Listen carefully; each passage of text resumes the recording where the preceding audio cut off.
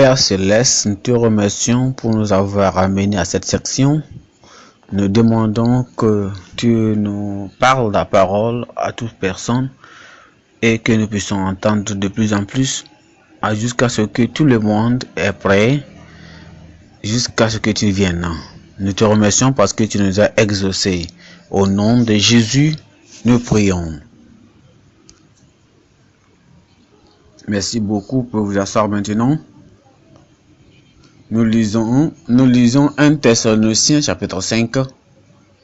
Je lis à partir du verset 1. En cadre, le message, le thème est la vigilance pendant que d'autres dorment. Le monde entier dorment. Ils sont inconscients. Ils ne sont pas conscients des signes. Pendant que le monde dorme, l'Église doit être éveillée. Et l'Église doit être éveillante. Et quand nous parlons de l'Église, il y a l'Église visible. Jésus-Christ a parlé de ça. Il a parlé de cette Église visible. Ça veut dire que c'est le filet. Le filet qui est jeté dans l'eau, qui va prendre beaucoup de poissons. Et quand il en amène toutes choses pour qu'il voit, il examine cela et il sélecte les mauvaises, ce qui n'est pas mauvais, ce qui est mauvais, et il le jette dans l'eau, et ce qui est bon, il garde ça pour le pêcheur. Et ce filet-là, c'est l'Église visible. Mais nous parlons de l'Église dans la grande Église. Ça veut dire que l'Église invisible. Et ce sont les gens qui connaissent, qui savent que Christ est mort pour eux. Et ils vivent dans l'expérience de la venue de Christ. Cette Église est éveillée. Et la grande Église dort. La vigilance pendant que les autres dorment. Les gens dans la même congrégation, il y a d'autres personnes dehors d'autres congrégations. Certains moments on néglige et on refuse de faire la différence. La congrégation est une grande assemblée qui amène beaucoup de personnes. Et certaines de cette congrégation, certains sont éveillés, certains aussi dorment.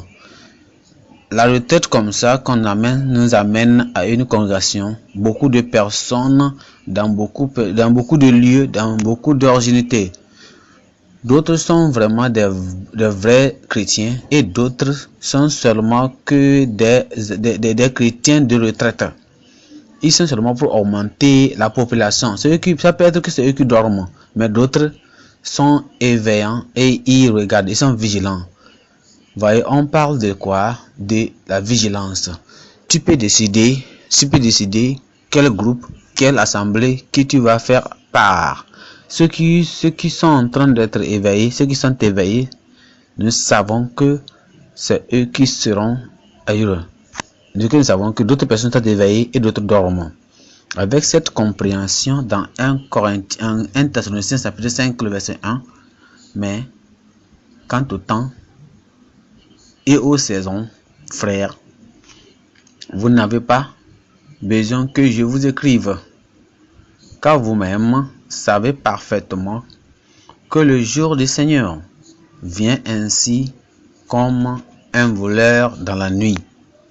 Car lorsqu'ils diront paix et sécurité, alors une soudaine destruction viendra sur eux, comme les douleurs d'une femme enceinte en travail, et ils n'échapperont pas. Il y a des gens qui sont des écrivains et des auteurs. Il y a d'autres personnes, on les dit, qui sont des enseignants et des prédicateurs, qui nous disent que avant que Jésus-Christ ne vienne, avant que le Seigneur ne vienne, il y aura un grand croisade dans tout le monde entier qui va balayer tout le monde. dans le royaume de cieux. Et Christ, parce que Christ viendra pour cette église. Selon eux, ils disent que Christ vient pour une grande église. Il vient pour une église réveillée. Et ça veut dire presque tout le monde entier sera balayé et amené dans cette celle, dans ce ciel-là, dans ce royaume. Et Jésus lui-même leur donne une lumière et les dit qu'ils sont des menteurs. On a lu ça plusieurs fois. Dans le jour de Noé, c'était la minorité qui fut sélectée.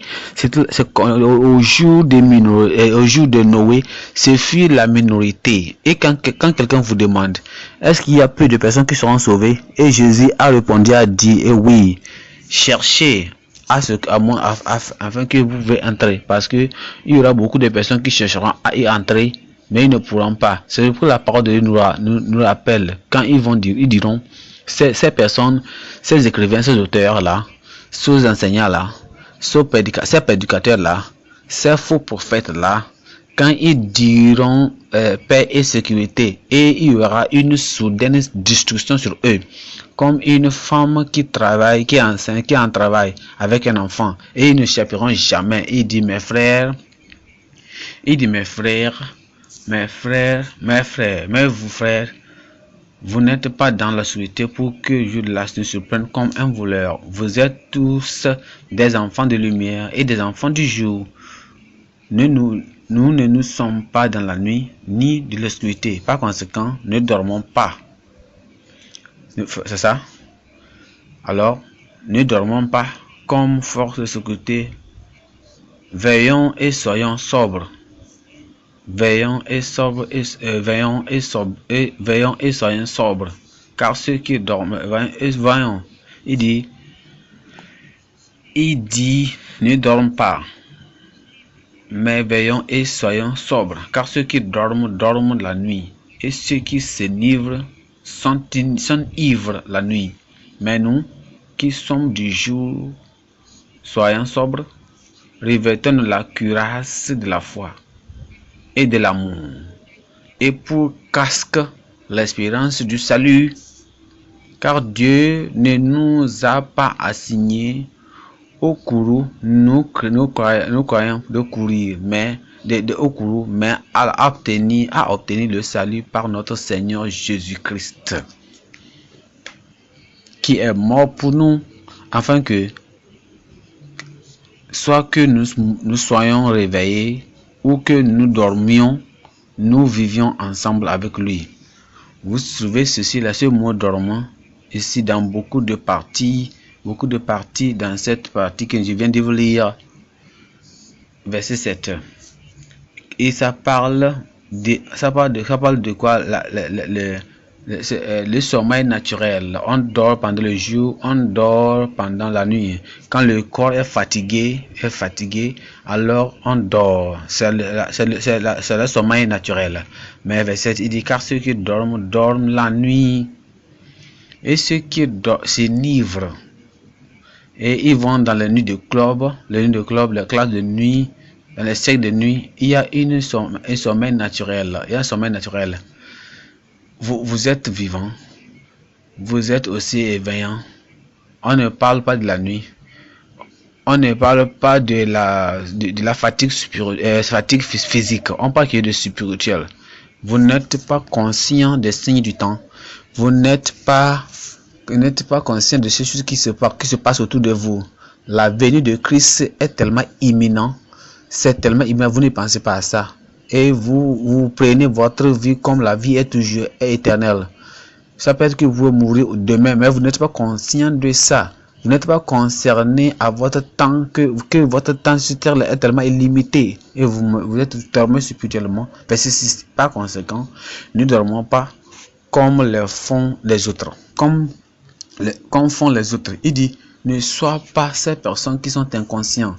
Il faut être conscient des choses qui sont autour de toi. Et sois conscient que tout ce qui va venir, ce qui va arriver va arriver. Toi, soit tu es prêt ou pas, ça va te surprendre. Ne dormons pas. Soyons sobres. Écoutons l'esprit. Sachons ce que l'esprit dit. Lorsque l'Éternel nous montre les signes en ce moment-là, il faut pas que nous dormons. Ça parle de sommeil spirituel. Sommeil spirituel. Il y a aussi l'autre manière de se dormir. Ça veut dire quoi? Dormir perpétuellement, complètement. Et voilà. Esaïe et Isaac s'endormit avec ses pères. Et Joseph aussi fut endormi avec ses pères. Ça, c'est c'est la sommeil perpétuel, complètement. Et ce sont des sommeils que les gens prennent et ils ne reviennent plus encore. C'est ça que la Bible parle. Il dit, ces personnes sont endormies en Christ. Ça veut dire qu'ils sont morts. Verset 10.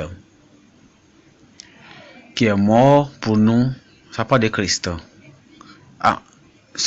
Afin qu'il soit que nous soyons réveillés ou que nous dormions, nous vivions ensemble avec lui.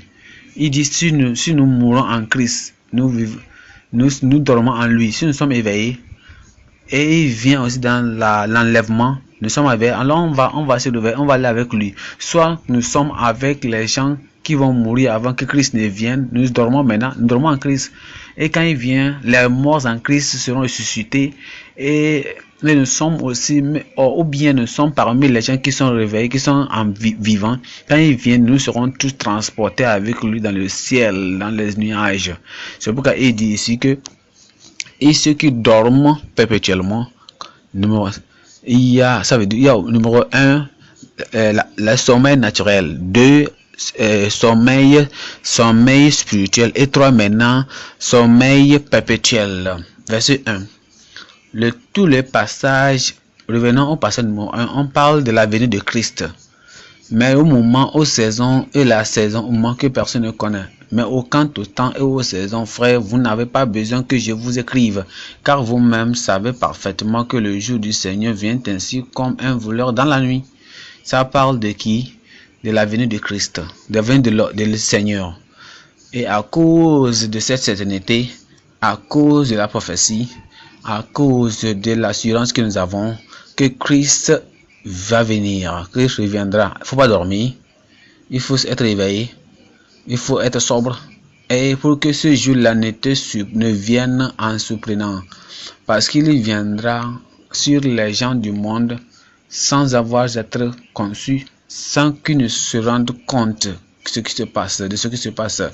C'est pourquoi le Seigneur t'appelle, toi et moi, tout le monde, à être éveillé.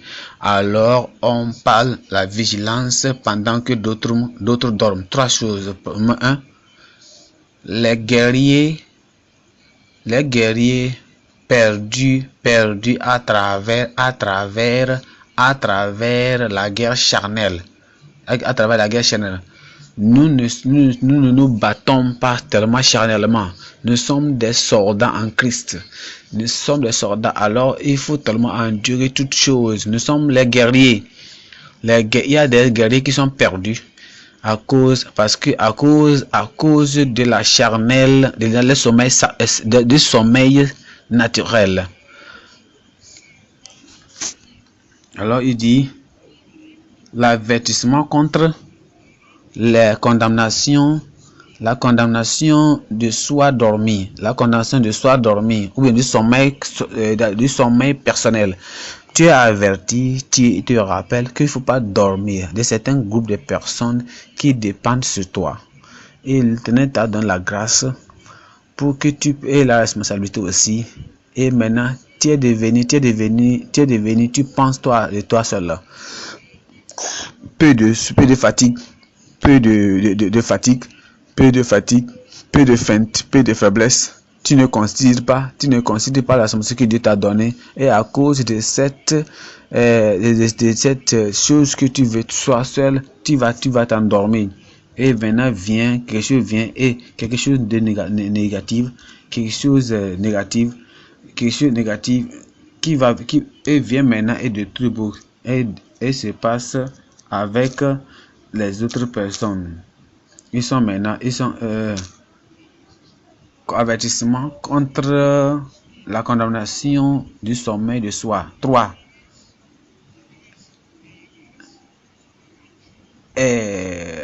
On parle de quoi?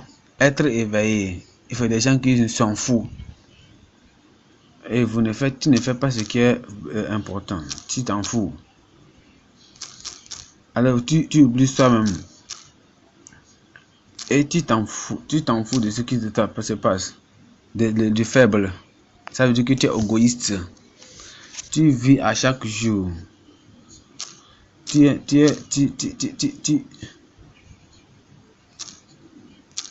ne sais même pas ce qui se passe. Il dit quoi? Il faut regarder à cause des choses. Et il faut faire éveiller contre les choses éveillantes. Premièrement, la perdition des guerriers à travers le péché canal. Revenons Éphésiens 6. Éphésiens 6, 12. Éphésiens 6, 12. Éphésiens 6, le verset 12. 6, le verset 12. Car nous ne luttons pas contre la chair et le sang. Si nous n'allons pas lutter, alors votre ennemi est le diable. Vous ne luttez pas dans la chair, vous luttez contre les principalités et les principautés. Ils continuent toujours, ils cherchent et ils luttent. Ils cherchent les gens à détruire. Si vous dormez, si tu dors, alors le diable va te surprendre. Car nous ne luttons pas contre la chair et le sang, mais contre les principautés, contre les pouvoirs, contre les dirigeants de l'obscurité de ce monde, contre l'immoralité spirituelle dans les hauts lieux. Ce sont ces personnalités-là que nous luttons contre. Ce sont ces gens et ce sont ces systèmes que nous luttons contre. Et il dit, verset 13, il dit par conséquent, il dit c'est pourquoi prenez sur vous toute l'armure de Dieu afin que vous puissiez être capable de tenir tête aux mauvais jours et aux jours de conflit, aux jours des problèmes. Le jour que tu dois avoir l'armure dans ces jours mauvaises et ayant toutes choses et lutter pour vaincre et ayant toutes choses pour tenir debout. Tenez-vous debout donc, ayant vos reins saints de vérité et ayant revêtu de la cuirasse de droiture et vos pieds chaussés de la préparation de l'évangile de paix.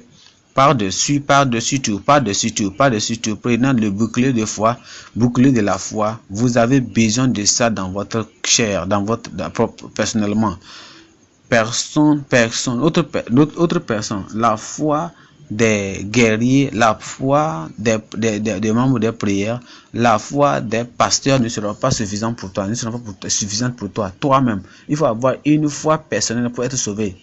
Tu dois avoir une foi personnelle pour être sanctifié. Il faut avoir une foi personnelle pour être baptisé et aussi immergé dans l'eau. Vous avez besoin de cette foi personnelle pour vaincre les tentateurs. Il faut avoir cette foi personnelle pour être un concurrent, un vainqueur. Alors il dit, au-dessus de tout, prenez le bouclier de la foi avec lequel vous serez capable de refouler tous les tares enflammés du malin. Voyez ceci ici, regardez-moi ici pour que vous puissiez m'entendre, pour me comprendre.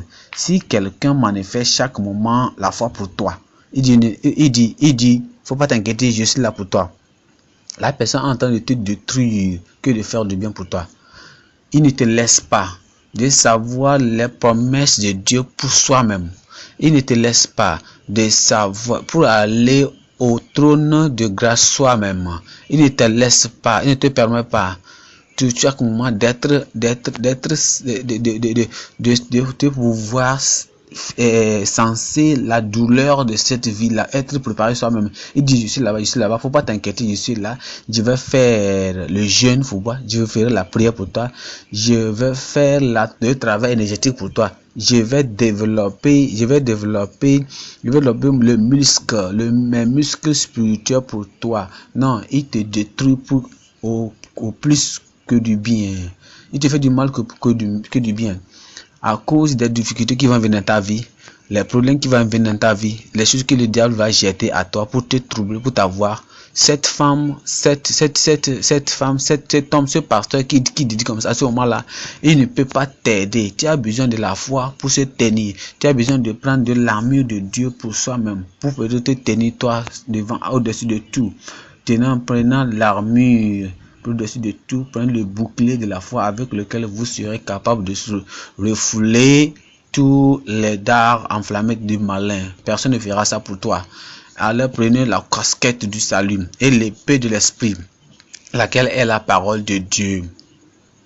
Il dit, vous voyez, quand toute la parole de Dieu que quelqu'un peut connaître ne peut pas aider toi-même le moment que quand tu viens le jour de bataille. C'est la parole que tu lis toi-même, la parole que tu écoutes toi-même, soi-même. C'est la parole la manière dont tu comprends, la manière dont tu entends la parole, tu écoutes la parole, tu l'assimiles. C'est ça qui va t'aider. La puissance dans cette parole qui fut installée dans la parole que tu as écoutée. Et il continue à dire, verset 18, priant toujours en tout en prière et supplication en esprit et veillant, homme de prière, soldat de prière veillant, croyant, veillant en cela avec toute la persévérance et supplication pour tous les saints. 2 Timothée 2. 2 Timothée chapitre 2, je lis à partir du verset 3 ici. Toi donc, endure les difficultés comme un bon soldat de Jésus-Christ. Ça, c'est un croyant ici. Ça, c'est toi, si tu es croyant ici, que tu dois endurer les difficultés. Et si quelqu'un là-bas, il est en train d'endurer les difficultés pour toi, toujours il te couvre, toujours il te protège. Et il est toujours à ton côté. Quand avant quelque chose devient, il est déjà devant toi. Et toi, tu ne comprends pas maintenant comment personnellement de vaincre par toi seul cette personne qui est sur toi te protégeant. Il ne veut pas te permettre de prier soi-même, de lire soi-même, de comprendre soi-même et de résister le diable soi-même. Il est en train de te faire du mal, il est en train de te paralyser. Il dit, toi donc, endure les difficultés comme un bon soldat de Jésus-Christ. Aucun homme qui va à la guerre ne s'encombre avec les affaires de cette vie. Tu as vécu l'homme de prière, tu es un homme de prière, tu es un soldat et tu es un homme militant pour le royaume de Dieu. Alors, et qui s'encombre avec les affaires de cette vie, afin qu'il puisse plaire à celui qui l'a choisi pour être un soldat. Il a choisi pour être un soldat, un guerrier. Et si un homme aussi s'exerce pour des maîtrises, cependant, il n'est pas couronné sauf s'il exerce légitimement. Maintenant, nous sommes les soldats, nous sommes les guerriers, et nous avons besoin de comprendre, d'entendre que nous devons être éveillants. Maintenant, les guerriers qui dorment, et ces guerriers qui dorment là, ils sont maintenant en danger, ils rentrent dans le danger, et finalement ils sont perdus. Je reviens maintenant en Juge. En Juge chapitre 16. Les juges perdus, les guerriers perdus à travers la nonchalance. Juge, vous connaissez l'histoire ici. Je vais lire seulement 2 choses que vous pouvez comprendre. Ce qui s'est passé à ce grand guerrier. Avant que je ne puisse le lire, cette personne-là, ce n'était pas un homme ordinaire. C'était l'homme numéro 1 parmi les enfants d'Israël ce jour-là. C'était le juge de la terre. Ce n'était pas comme c'était un nouveau converti. Ce n'était pas comme c'est un nouveau converti. Ce n'était pas quelqu'un qui est ignorant du fait que les Philistins étaient leurs ennemis, et les ennemis de cet homme ou bien de son pays. Il savait que les Philistins sont derrière lui, mais il s'est devenu, verset 16-19 de Juge, 16-19 verset 19, et il dit et elle l'a endormi, ça c'est sensuel. Et elle l'a fait dormir, ça c'est naturel et c'est péché. Ça il l'a endormi, il l'a fait dormir, délilé, et il s'est fait, il sur ses genoux. Guerrier, que fais-tu là? Soldat, que fais-tu là? Croyant, que fais-tu là? Où dormes-tu? Où dormes-tu? Sommeil naturel qui conduit au sommeil spirituel et tu t'oublies toi-même. Et tu es dans le territoire de l'ennemi. Et le diable cherche un moment important comme si. Et maintenant tu connais chaque jour, le jour de fête. Les moments où les gens oublient d'être être sobre, être honnête, être éveillé, c'est le moment de la nonchalance, c'est le moment de la charnel, c'est le moment charnel. Et il dit laissez passer la saison, laissez passer ce qui est restreint, laissez passer ce qui est restricté, qui n'est pas permis. Il dit, il doit avoir un jour qu'on doit aller en vacances. Les gens, c'est comme ça les gens disent, la vacances de la lecture de la Bible, vacances en prière, vacances d'être sérieux, vacances de la vigilance. Il doit avoir un moment que les gens, c'est comme ça ils disent qu'il doit avoir un moment où ils doivent aller en retraite, qu'ils vont penser, ils vont cesser de penser au royaume, au ciel, de la Bible, de prier. Il dit, s'il y a un moment que vous devez prendre ces vacances, le diable est là. Et Samson a pris vacances. Il dit que Samson a oublié le travail, il a oublié sa responsabilité dans le pays d'Israël. Et il est parti dans le territoire de ses ennemis, il était en vacances. Samson, que fais-tu là? Vous voyez, pasteur, il y a un moment, nous sommes fatigués et on veut se reposer un peu et on veut rester un peu. Et maintenant, quand le moment, quand tu vois que tu es fatigué, c'est comme les choses en train de, c'est comme tu vas tomber, tu vas faillir. Et quand tu arrives à ce moment de te tomber, il faut s'asseoir un peu, il faut se relâcher un peu. Il faut regarder les choses un peu, pas parce qu'on veut le regarder, mais on veut aussi se relâcher un peu. Mais pas parce qu'on va laisser, mais on veut rester un peu. Il est en vacances. On ne veut pas lutter chaque mois, c'est comme ça on dit. C'est comme ça ils disent. On ne veut pas toujours essayer d'être dans la foi chaque moment. C'est comme ça ils le disent. On ne peut pas toujours continuer à lutter, être dans la justice chaque jour. C'est comme ça ils disent. C'est ce qui s'est passé à cet homme-là ici. Et il l'endormit sur ses genoux et appela un homme. Et elle appela un homme. Et il lui fait raser les 7 mèches de sa tête. Oh. Qu'est-ce que c'est ceci? Regardez ici, s'il vous plaît. Vous hommes, vous allez pour raser vos têtes. Vous allez pour raser votre tête. Et maintenant, vous êtes habitués ici.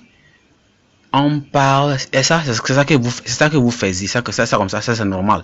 Mais on parle d'un homme ici qui n'a jamais coiffé la tête depuis qu'il est né. Et ce n'est pas, et depuis son enfance, il n'a jamais expérimenté ça. Mais, ce qui est, comme étrange, comme cette expérience était, ce Samson-là n'a jamais fait ça. Il n'a jamais même sensé ça. Il n'a même pas sensé ça.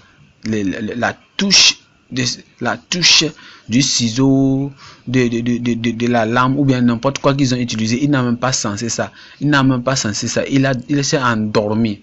Ça veut dire que Satan mais peut-être que Satan lui a fait dormir. Ça peut être que les Philistins lui ont fait quelque chose pour dormir tellement profondément et on l'a rasé la tête. On l'a rasé et les méchis de sa tête et elle commença de l'humilier. J'ai cru que chercher de la plaisir charnel et des délits. Et les délits là, qu'est-ce que tu fais? Cet homme là est venu pour les plaisirs. Délit, qu'est-ce que tu fais? Delilah, qu'est-ce que tu fais? C'est pas propre, c'est pas normal. Celui-là, il est venu pour la vacance. Il est venu seulement pour le plaisir. Il est venu pour se relâcher. Et Delilah, et il a commencé comment à l'affliger et l'humilier. Et sa vigueur se retira de lui, sa force. Ce guerrier qui est perdu à travers le sommeil charnel. Verset 20.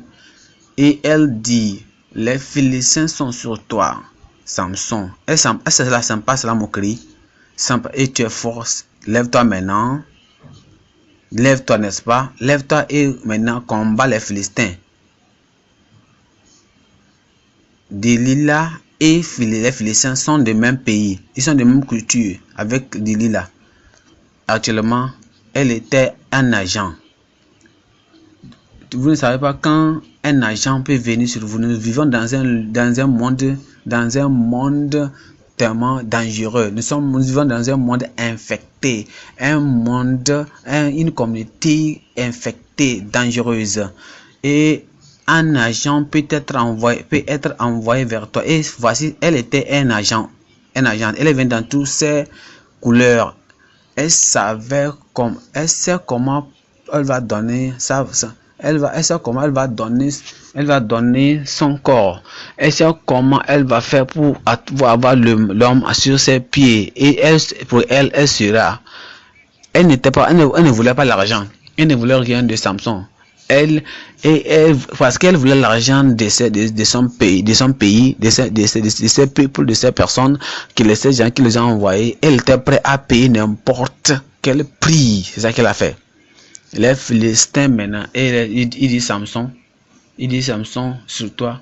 Et Samson se réveille de son sommeil. Maintenant c'est trop tard. C'est trop tard, Samson. Maintenant tu te réveilles maintenant de son sommeil. Ta force est partie. Ta vigueur est partie. L'armure est partie. Tu peux te bouger. Tu peux faire des cris. Tu peux bouger des cris, tu peux pousser des cris, tu peux voir des miracles, des écritures miraculeuses. Il n'y a pas de puissance là-bas. Il n'y a rien. C'est pas ce que tu dis. C'est l'Esprit de Dieu en toi qui amène la puissance, la vigueur. Il dit, regardez ce qu'il dit. Il dit, je m'en irai comme les autres fois. Et je me secouerai. Or, il ne savait pas que le Seigneur s'était retiré de lui. Mais les Philistins le saisirent et lui crevèrent les yeux et le firent descendre à Gaza et le lièrent avec les chaînes de bronze et ils tournaient la meule dans la maison des prisonniers. L'homme est devenu maintenant un prisonnier. Israël a perdu le guerrier. Israël a perdu leur dirigeant. Israël a perdu le numéro 1 de la nation. Parce que l'homme là a dormi. Il s'est endormi à un moment, à un moment non opportun. Dans le mauvais lieu, il s'est soublé soi-même. Est-ce que tu as pensé à ta vie? Les lieux que tu vas sans prier, les lieux que tu vas sans prier, les gens que tu interactes avec en contact sans prier, sans prier, tu marches avec eux. Les gens qui sont tellement faciles avec tes amis et ils savent ce qu'ils veulent. Ils savent que s'ils pouvaient t'avoir, ils vont t'attraper comme ils ont attrapé un grand poisson. Et ils vont dire, tu sais ce que j'ai gagné, tu sais qui est venu dans ma filet, tu sais la personne, cette personne là tu ne peux jamais la gâter, tu ne peux jamais la voir. Tu vois la personne qui a dormi avec moi la nuit, hier nuit, tu sais la personne que j'ai vu, qui a vu ma nudité. Est-ce que tu sais la personne que j'ai passé un bon temps avec hier? Tu ne peux jamais avoir ça, tu ne peux jamais aussi deviner. Maintenant, on fait mention de ton nom. On dit, ça c'est pas vrai ça. Ça c'est un guerrier de l'église que nous savons. L'église là, tu ne peux jamais, je te dis, tu ne peux jamais avoir une personne de cette église. Tu sais que celui que j'ai gagné, Je peux te montrer le nombre, son numéro sur mon téléphone. Je peux te montrer la communication que nous avons eue. Je peux te montrer celui que j'ai... Tu sais que la personne qui a gagné. Et il me fait mention du nom de la personne. Il dit, ah, ne me parle pas de cette personne. Ne me dis pas que tu as gagné la fille de l'église de la vie profonde. Non. Je te dis. Je l'ai préparé. Je l'ai tendu une piège. J'ai mis tous les pièges en route et je l'ai attrapé. Elle s'est oubliée soi-même. Elle a oublié les doctrines. Elle a oublié leur Bible. Elle a oublié les choses qu'elle me disait chaque moment. Parce que chaque moment, je l'ai préparé. Je l'ai tendu des pièges. Je dis, ah non, moi je suis de la vie profonde. Moi aussi, je suis de la vie profonde. Je vais rester avec toi. Je vais venir dans ton église là. Je viendrai dans ton église avec toi. On va aller ensemble dans cette église. En effet, tu vas m'amener auprès de ton pasteur et tu vas me racheter. On veut te racheter toi. Tu seras perdu comme quelqu'un qui est innocent, quelqu'un qui est insensé, un insensé guerrier. Tu ne connais pas la valeur de ta vie et à cause de cela, tu seras perdu. Je prie que tu ne sois pas perdu au nom de Jésus. Est-ce que je parle à quelqu'un sur cette journée? Est-ce que je parle à quelqu'un ici au nom de Jésus? Tu ne seras pas perdu au nom de Jésus. Maintenant, regardons 1 Samuel 24. 1 Samuel 24. 1 Samuel 24. 24, 2. 1 Samuel 24, verset 2. Alors Saul prit 3000 hommes d'élite de tout Israël et alla chercher David et ses hommes sur les rochers des Bouquetins.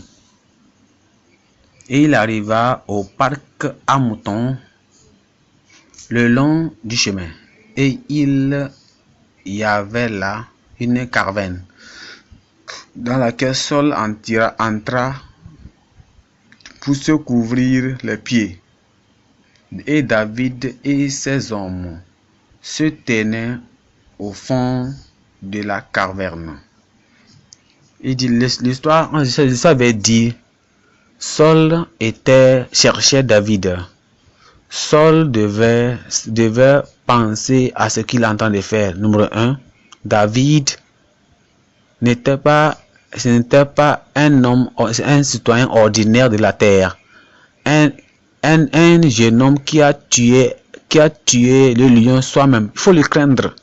Un homme qui a tué l'ours lui-même. Il faut le craindre. Un homme qui est sorti quand Goliath était en train de se moquer de toute personne, et même Saul n'a même pas pu se tenir devant Goliath, mais David a dit, moi je vais le finir, moi je vais me faire face à lui, cet ennemi, cet incirconcis là, je vais le finir, moi qui a tué l'ours et le lion, ce Philistin incirconcis sera seulement un prix, sera seulement une nourriture pour les oiseaux du ciel.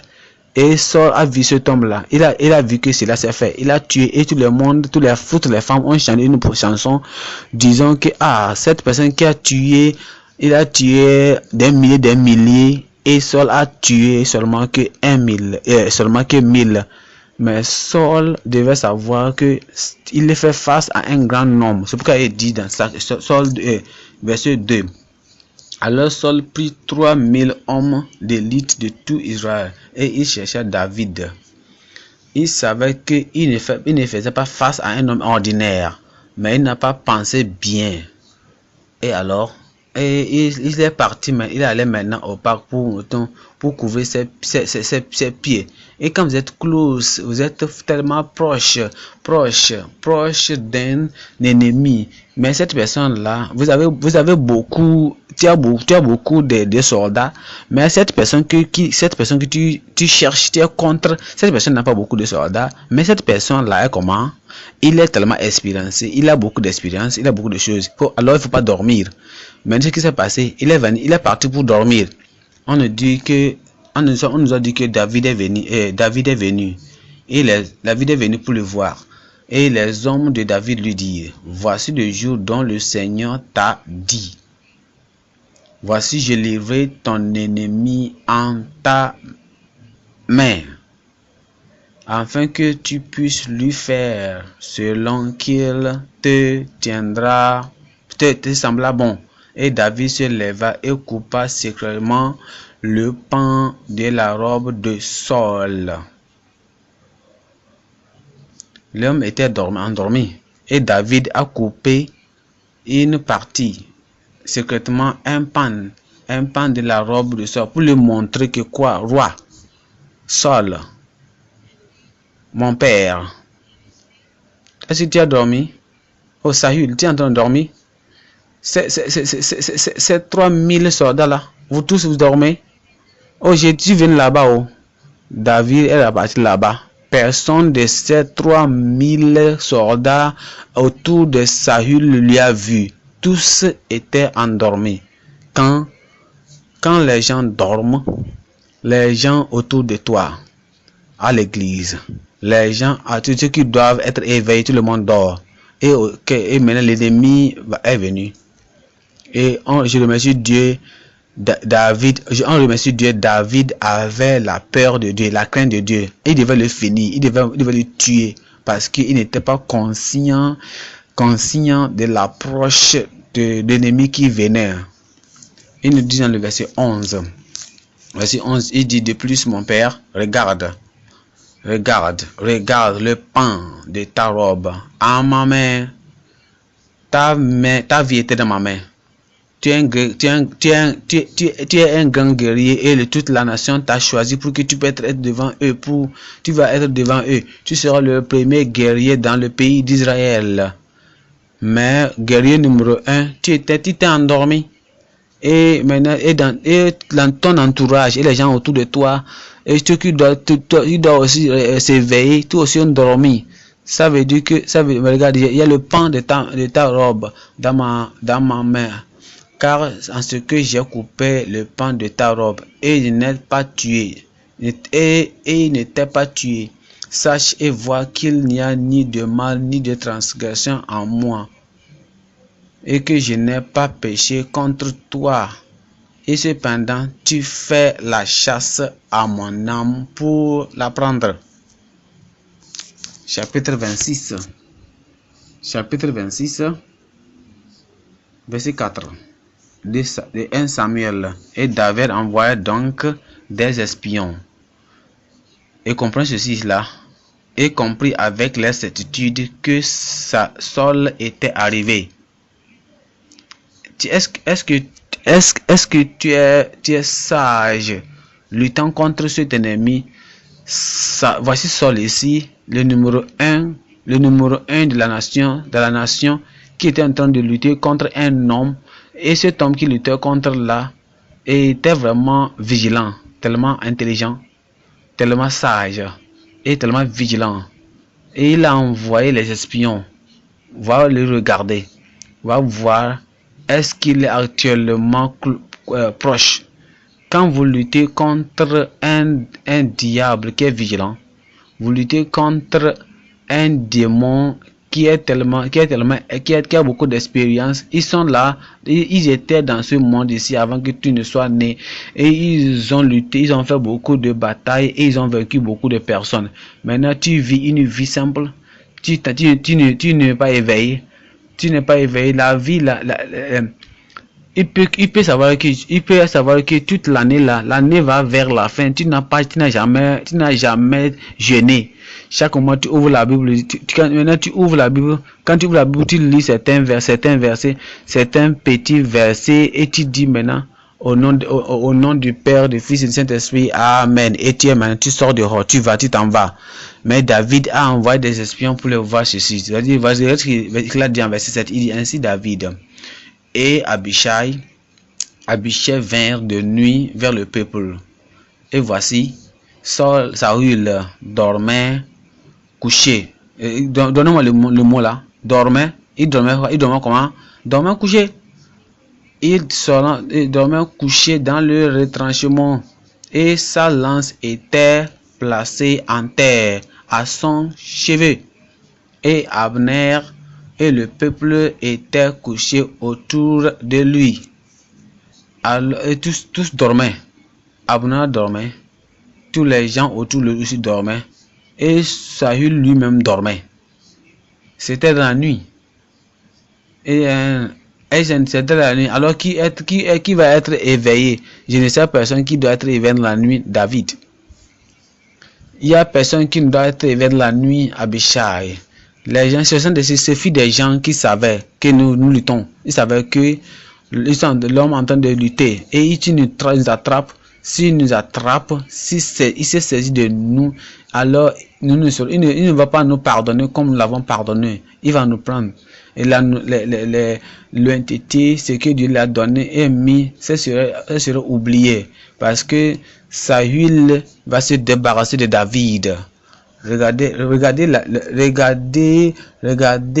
la main de Dieu sur toi. Regardez le travail que Dieu t'a donné, le devoir que Dieu t'a donné. Le diable va juger. Le diable, les démons commencent à lutter. Ils vont lutter. Faut pas faire. Faut pas aller comme un homme ordinaire. Tu dis, oh, moi, je suis un homme simple. En effet, je peux dire n'importe quoi de ma vie. Je ne crains personne parce que j'aime tout le monde et tout le monde aussi m'aime. Est-ce que tu penses ça? Tu crois en cela, que tout le monde t'aime? Les gens remplis de démons t'aiment et les gens qui ont avalé Satan, tu crois qu'ils t'aiment? Est-ce que tu n'aimes pas tout le monde qui a aimé Jésus? Judas Iscariote n'a pas aimé Jésus. Caiaphas n'a pas aimé Jésus. Et ces personnes qui voulaient crucifier Jésus-Christ, ils n'ont pas aimé Jésus-Christ. Même les gens qu'il a guéris et même les gens qu'il a délivrés, ce ne sont pas tous qui l'aimaient. Et si tous n'ont pas l'aimé, si tous n'ont pas l'aimé, et tu dis tout le monde t'aime, non? Est-ce que tu penses ça là? David était vaillant. Pendant que Saül dormait, tu ne veux pas dormir. J'ai dit, tu ne vas pas dormir. Et ce diable ne va pas t'attraper. Ce démon ne va pas t'attraper. Et la main de Dieu sera sur toi. La puissance de Dieu sera sur toi au nom de Jésus. Et voilà ce Saül ici. Il était endormi. Et on nous a dit dans le verset 16 ici. Verset 16 ici. Regardez ce qu'on nous a dit là-bas. Voici David ici. C'est David qui lui parle. Et c'est ceci là, c'est pas bon. Il dit ce que tu as fait n'est pas bien. De même que le Seigneur est vivant, vous êtes digne de mort. Parce que vous n'avez pas gardé votre Seigneur. Loin du Seigneur. Et maintenant, regarde où est la lance du roi ainsi que la cruche d'eau qui était à son cheveu. Et Saul reconnut la voix de David et dit, est-ce que bien ta voix, mon fils David? Et David dit, c'est ma voix, mon Seigneur, ô roi. Vous connaissez l'histoire déjà. Le point que je fais ici est que Saül s'endormit à un moment, c'est pas un bon move, pas à un temps opportun. Est-ce que tu cherches quelque chose? Est-ce qu'il y a quelque chose qui est précieux dans ta vie que tu as en train, tu dois contrôler? Est-ce que tu as un trésor en toi? Est-ce qu'il y a quelque chose d'important? Est-ce que la main de Dieu est sur toi? Est-ce que tu es appelé à une chose importante? Est-ce que tu dois acquérir quelque chose que aucune autre personne peut acquérir? Est-ce que tu sais que le diable va te poursuivre? Est-ce que c'est que les principautés de la scripture vont te suivre? Ils vont chercher pour voir quand tu vas t'endormir. Les choses vont changer. Et tu seras éveillé à partir de cette nuit. Loin va la puissance et sera sur toi, loin sera sur toi au nom de Jésus. Cette nuit tu vas te réveiller et quand le grand de Dieu est loin de Dieu est déjà là, alors il sera avec toi et tu continues et tu seras avec toi au nom de Jésus. Éphésiens 4. Éphésiens 4. Éphésiens 4, 5. Éphésiens 5, 14. 5, 14. 5, 14. Il dit éveille. 5, 14. Il dit Il dit, c'est pourquoi il dit, réveille-toi, toi qui dors, et lève-toi d'entre les morts, et Christ te donnera la lumière. Est-ce que tu es là? Est-ce que tu es là? Et tu es là. Christ va te donner la lumière. Il va te donner la puissance. Il va te donner la protection. Mais tu dois être éveillé. Point numéro 2. Avertissement contre le sommeil, contre le sommeil condamné de soi, Ésaïe 56, Ésaïe 56,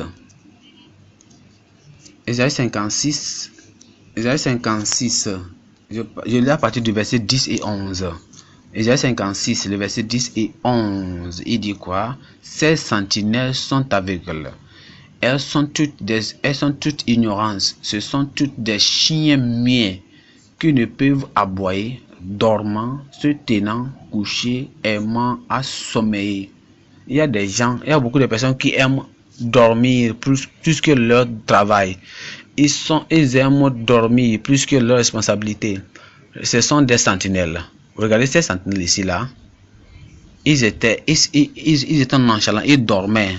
Et il dit maintenant, oui, ce sont des chiens voraces qui n'ont jamais assez.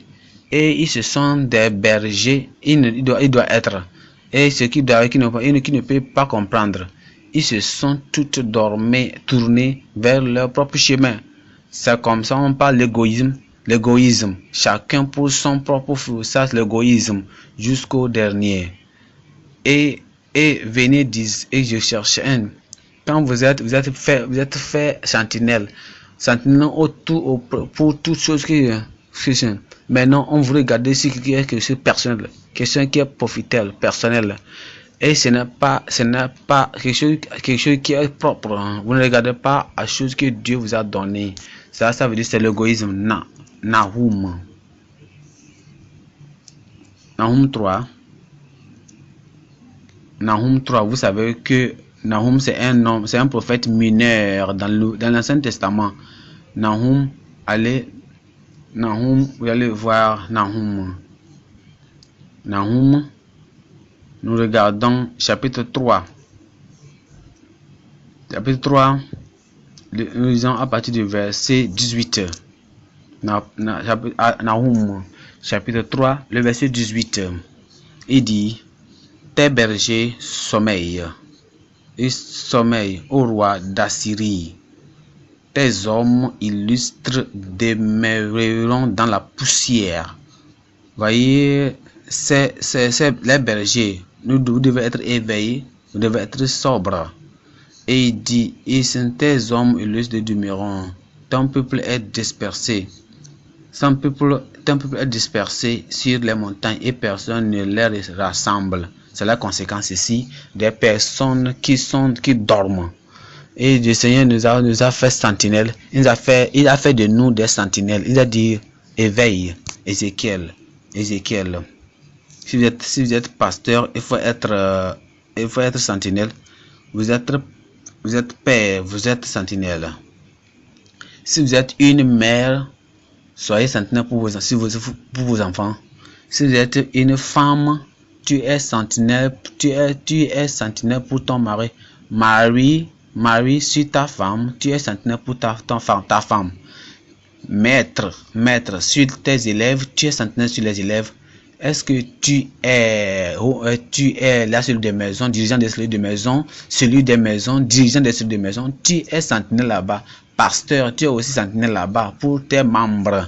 Et tu es sentinelle et tu ne sais pas ce qui se passe autour de toi, tu ne sais pas ce qui se passe avec les gens que tu regardes, tu surveilles. Ces personnes vont rentrer dans le danger. Ézéchiel chapitre 3, 17. Ézéchiel 3, le verset 17. Il dit quoi? Il dit, fils de l'homme, je t'ai établi sentinelle sur la maison d'Israël. C'est pourquoi tu entendras la parole de ma bouche et tu les avertiras de ma part. Quand je dirai aux méchants, tu mourras assurément.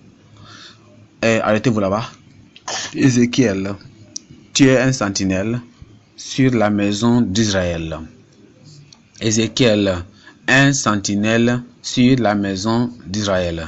Dieu dit, si moi, je t'ai fait un sentinelle. J'ai fait de toi un, j'étais établi sentinelle sur la maison. Et Ézéchiel a pris seulement toute la vie. Ça peut des gens qui peut, les gens peut, certaines personnes se nomment des bergers, des prédicateurs, des pasteurs, des sentinelles, des bergers, et Dieu ne les a pas appelés. Mais il dit, Ézéchiel pouvait dire, non, il y a beaucoup de sentinelles, il y a beaucoup de pasteurs, il y a beaucoup de prédicateurs, ils sont beaucoup nombreux, alors je peux faire un peu de choses, et je vais aller aussi et m'endormir. Non, l'Éternel, Ézéchiel, tu ne peux pas les faire, parce que le Seigneur ne les a pas donné la voix, il ne les a pas donné la permission d'aller faire ça. Il a dit, Ézéchiel, c'est toi qui dois le faire, dans son propre temps, en son propre ère, à son propre génération. Il dit, Ézéchiel, j'étais établi à ce temps de ta vie, j'étais établi un sentinelle sur la maison d'Israël. Et écoute la parole de ma bouche et il donne avertissement. Et ces personnes il dit que je suis pasteur, les autres personnes qui disent je suis pasteur, je suis professeur, je suis prophète, je ne sais pas dans la parole. Ils peuvent dire n'importe quoi qu'ils veulent dire, mais toi, tu vas écouter la parole de ma bouche, tu vas leur donner l'avertissement. Quelqu'un peut te parler, quelqu'un te dit, prends ça doucement, tu n'es pas le seul. Comment tu sais qu'il n'est pas le seul? Il dit, prends doucement, va doucement, il y a d'autres personnes. Où est ces sentinelles? Il y a d'autres sentinelles. Est-ce que tu sais que comment tu fais? C'est qu'il y a d'autres sentinelles. Il dit, Ézéchiel, lève-toi, réveille-toi, sois sobre et va dans ton travail. Verset 18, il dit, quand je dirai aux méchants, tu mourras sûrement, et que tu ne l'auras pas averti, et que tu ne l'auras pas parlé pour avertir le méchant de son mauvais chemin, afin de sauver sa vie, ce méchant-là mourra dans son iniquité. Mais je redemanderai son sang de ta main.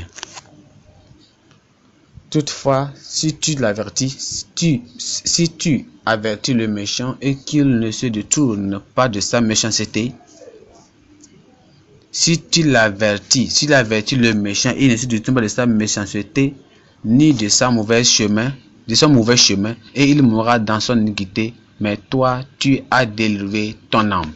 Il dit encore, Ézéchiel, qu'un homme ne se détourne pas, maintenant, il dit de même, si un homme droit se détourne de sa rectitude et commet l'iniquité et que je mets une pierre d'achoppement devant lui, il mourra parce que tu ne l'as pas averti, il mourra de son péché et sa rectitude qu'il a fait ne sera plus en mémoire, mais je lui demanderai son sang de ta main.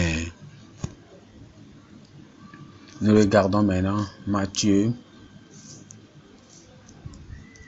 13. Matthieu 13. Lisons à partir du verset 24. Matthieu 13, verset 24. C'est la parabole. La parabole que Jésus-Christ les a donnée ici. Il leur proposa une autre parabole disant, le royaume de Dieu est semblable à un homme qui avait semé une bonne semence dans son champ. Il parle de quoi?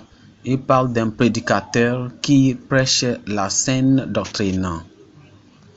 La doctrine biblique, scripturelle, biblique, les Écritures. Et je remercie Dieu que tu es fidèle à la part de tu donnes la parole propre. Regarde ce qu'il dit, mais, regarde ce qu'il a dit, verset 25. Il dit, mais pendant que les hommes dormaient, son ennemi vint et s'aimant de livrer parmi le blé, et s'en alla. Pendant que les hommes dormaient, pendant que le prédicateur dormait, pendant que le pasteur dormait. Et ils sont venus facilement. On a prêché la bonne parole. On a prêché la sainte doctrine. On a prêché ligne par ligne. On les a donné la parole. On a plus que lu de Genèse en Apocalypse. On a on a fait référence, on a parlé des références de toute la Bible et on a connu toutes les interprétations de la Bible. Maintenant, je peux aller en vacances. Maintenant, je peux rester. Maintenant, je peux être inconscient de mon travail, de mon rôle. Non, tu ne veux pas t'exaucer. Tu ne veux mettre beaucoup de pression sur toi. Bien sûr, tu peux aller t'endormir. Quand les gens dorment, mais quand les hommes dormaient, les autres aussi qui le supportent, les ministres supportant, qui l'aident, il dit chaque mois, nous avons des programmes. Chaque année, regarde les programmes que nous avons. Et regarde nos programmes. Qui peut dire qu'on n'a pas bien beaucoup travaillé, on n'a pas beaucoup de choses. Je pense qu'on doit rester un peu. Il dit pendant que les hommes dormaient, son ami vint et s'ama de l'ivraie parmi le blé et s'en alla. Mais lorsque le brin sortit et qu'il produisit du fruit, alors l'ivraie parut aussi. L'ivraie, ça veut dire que la graine mauvaise, elle ne peut pas se sortir visiblement. Vous êtes un pasteur et vous avez ces ouvriers. Pourquoi devons-nous avoir les ouvriers, réunion des ouvriers chaque samedi? Les gens qui sont ignorants, ils connaissent la parole de Dieu. Et tout ce qu'ils disent, tout ce qu'ils ont connu selon la parole de Dieu, ils ont vu beaucoup de choses. Et je crois qu'on doit rester un peu. On doit rester certains mardis. Et les gens continuent comme ça. Vous serez surpris que l'ennemi est en train de s'aimer l'ivraie. Lui ne reste pas. Lui ne va pas en vacances. Lui ne reste pas. Il ne se repose pas. Avant que tu ne le saches, tu vas voir que l'ennemi a... Et quand tu se rends compte de ces livrets, c'est trop tard. Verset 27, il dit, les serviteurs du maître de la maison vinrent lui dire, si, il dit, sire, il dit, monsieur, sire, il dit, sire, ça veut dire, monsieur, n'as-tu pas semé une bonne semence dans ton champ? D'où vient donc qu'il y a des livrets? Et il leur dit, un ennemi a fait cela. Est-ce qu'il y a des ennemis de l'évangile? Oui. Et il y a des faux prophètes dans la nation? Oui. Est-ce qu'il y a des faux prédicateurs? Oui. Est-ce qu'il y a des Jézabel? Oui. Est-ce qu'il y en a des gens qui vont gâter la nourriture, le champ? Oui. Pendant que les gens dormaient, ils sont en train de travailler. Il dit oui, c'est bon. Et les serviteurs dirent, veux-tu donc que nous allions la rassembler? Veux-tu donc que nous allions la rassembler? Mais il dit non, c'est trop tard. Il dit non, c'est trop tard. Vous n'avez pas découvert ça. Vous n'avez pas découvert ça au commencement. Cette mauvaise idée est partout. Ces sorciers sont venus parmi nous, les ouvriers. Il y a beaucoup. Les esprits familiers sont parmi nous, parmi les gens qui sont des ministres et ils ministres de Dieu. Tu ne pas dire gauche et droite. Parmi les gens qui disent que nous sommes consacrés, nous sommes commis, nous allons travailler pour Dieu. Il y a un Simon là-bas, Simon le sorcier parmi vous. Il a laissé tout ici, Philippe. Vous n'allez pas dire si vraiment il parle de la même langue que lui ou pas. Il parle de la même doctrine.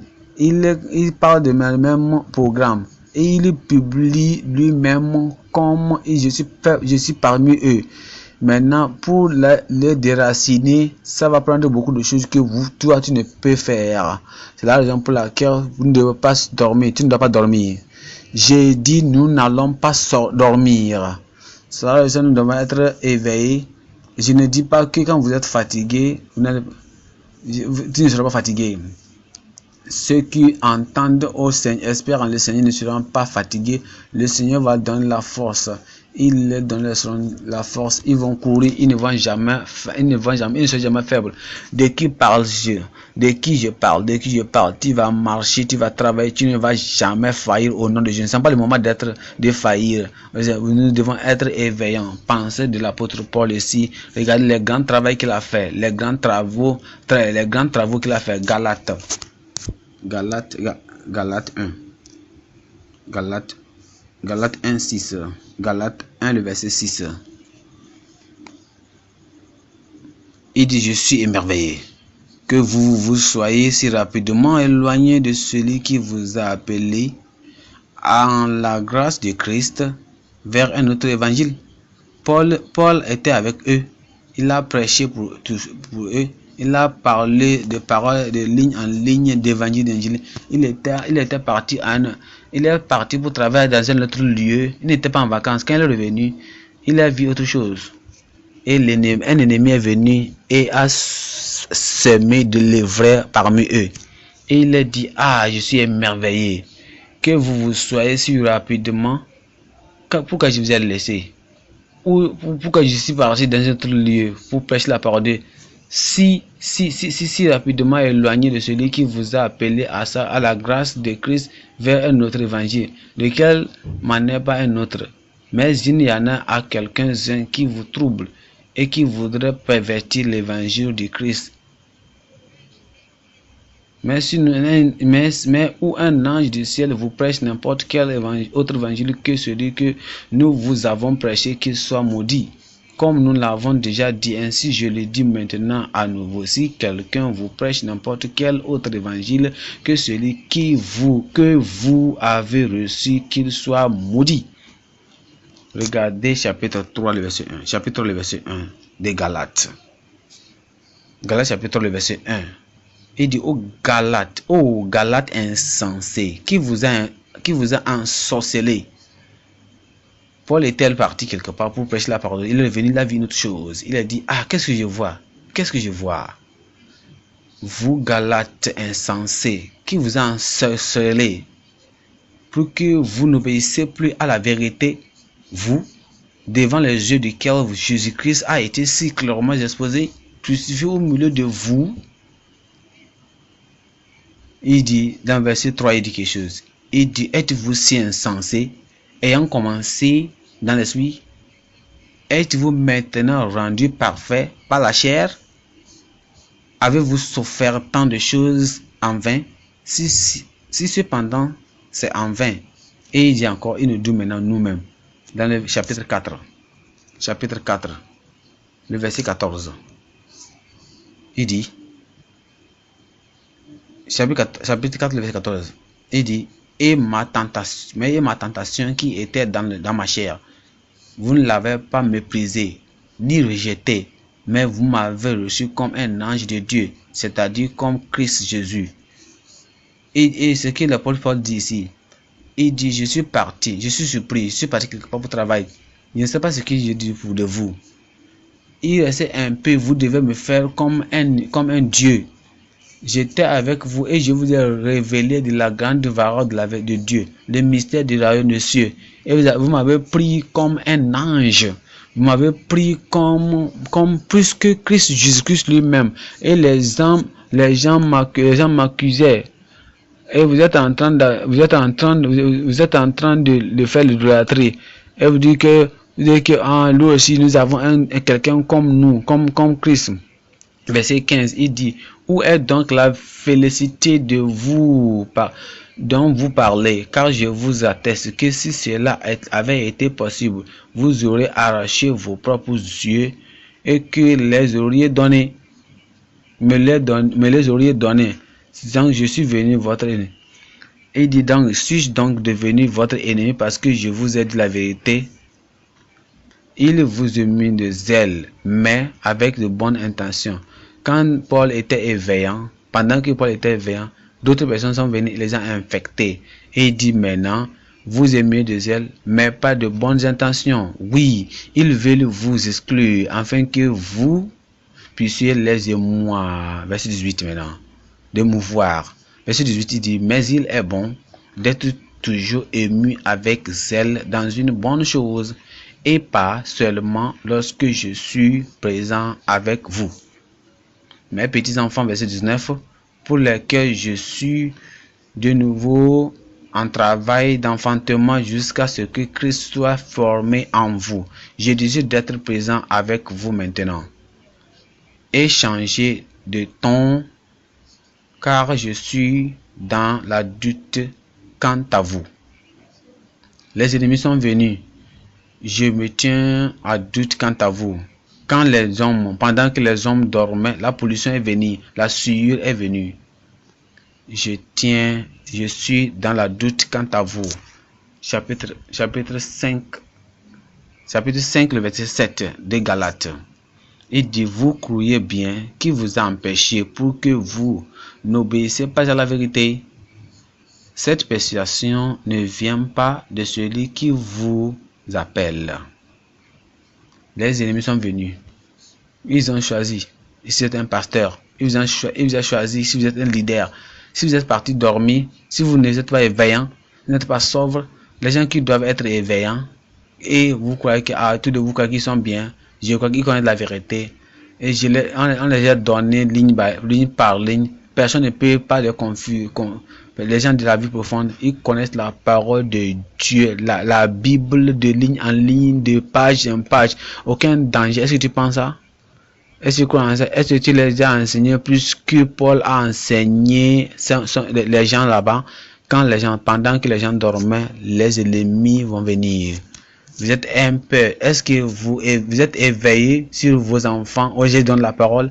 Je me rappelle quand ils viennent dans les vacances, chaque matin ils vont faire la dévotion. Ils vont conduire la famille dans la prière matinale. Ça veut dire qu'ils les laissent. Et maintenant, quand les gens dormaient, ma mère, est-ce que tu surveilles tes enfants? Sur tes filles, oh, je crois à ma fille, tu seras surpris. Tu seras pris pendant que les gens dormaient, les ennemis sont venus et seulement délivrés. Que le Seigneur te pardonne ton ignorance passée. Et à partir de ce jour-là, nous serons réveillés, nous serons sobres. Je dis, on va se réveiller. Et tu vas éveiller, tu seras vigilant au nom de Jésus. Point numéro 3 maintenant. Point averti maintenant, la vigilance contre le sommeil spirituel. La vigilance contre le sommeil spirituel. Contre le sommeil spirituel. Proverbe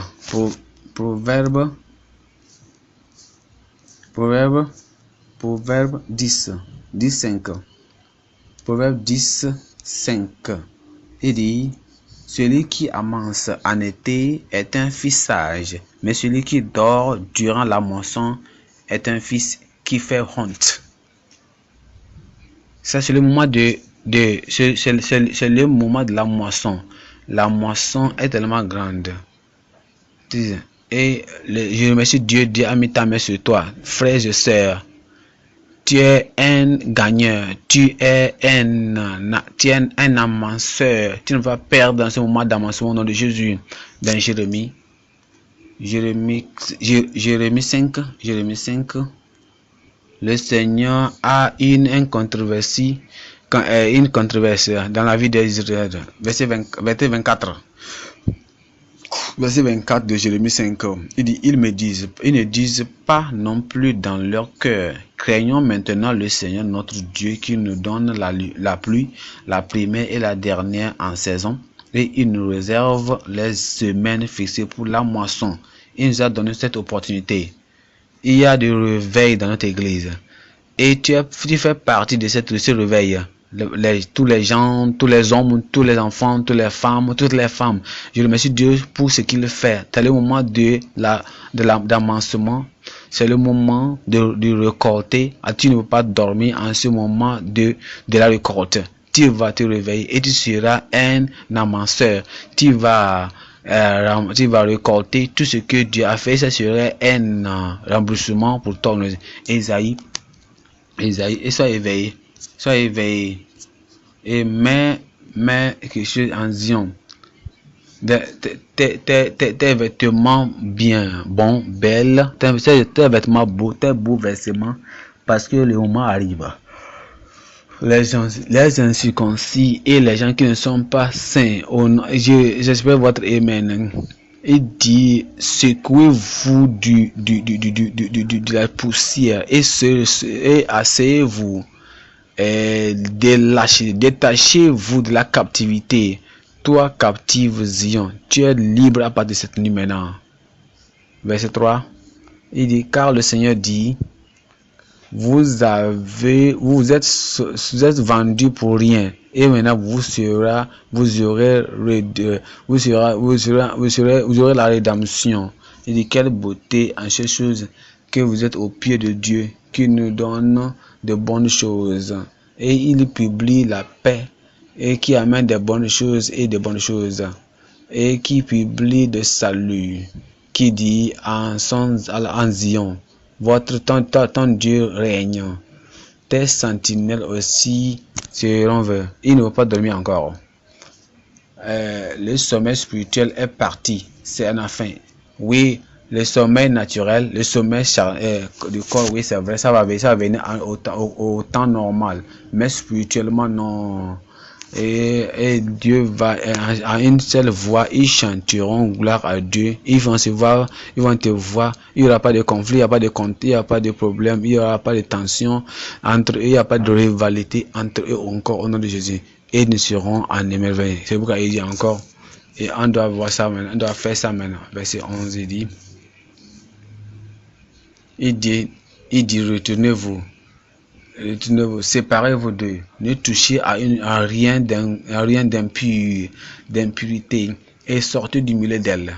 Soyez saints, soyez purifiés et vous avez suré des vases de Noé à utiliser. Loin de Dieu et toute faiblesse spirituelle va partir au nom de Jésus. Et tout ce que vous avez perdu au moment que vous dormiez, les grands trésors que vous avez perdus, le Seigneur va restaurer toutes choses à tout le monde aussi au nom de Jésus. 1 Corinthiens 15, 1 Corinthiens 15, 1 Corinthiens 15, 15, 34, 15, 34, 15, 34, il dit, réveillez-vous à la droiture et ne pêchez pas. Réveille-toi, ne pêche point encore. Ceux qui espèrent en Dieu ne seront jamais faillis. Le réveil en train de venir dans quelqu'un. La puissance vient en quelqu'un maintenant. Et tout ce que tu as perdu, c'est le moment de recouvrir tout ça là. Où es-tu maintenant? Où es-tu là? Où es-tu là? Mets-toi debout maintenant et recouvre ça. Mets-toi debout maintenant et recouvre ça. Recouvre, éveillez. Éveillez. L'Éternel t'appelle. Nous avons dormi trop. Nous étions en vacances et tu étais en train de dormir en sommeil. Regarde ta vie et regarde les choses que tu as perdues. Et tu dis Seigneur, oh Seigneur, moi voici, je ne vais pas dormir encore. Je ne veux plus en sommeil encore. Je suis maintenant éveillé. Je veux que tu me réveilles. Et tout ce que j'ai perdu spirituellement, je reprends ça là. Donne-moi ça. Guerrier, lève-toi. Soldat de Christ, lève-toi. Croyant et amanceur, lève-toi. Et celui qui est le Seigneur, et le Seigneur dit, il le fera comme il a promis. Il va te donner la restauration pleine au nom de Jésus.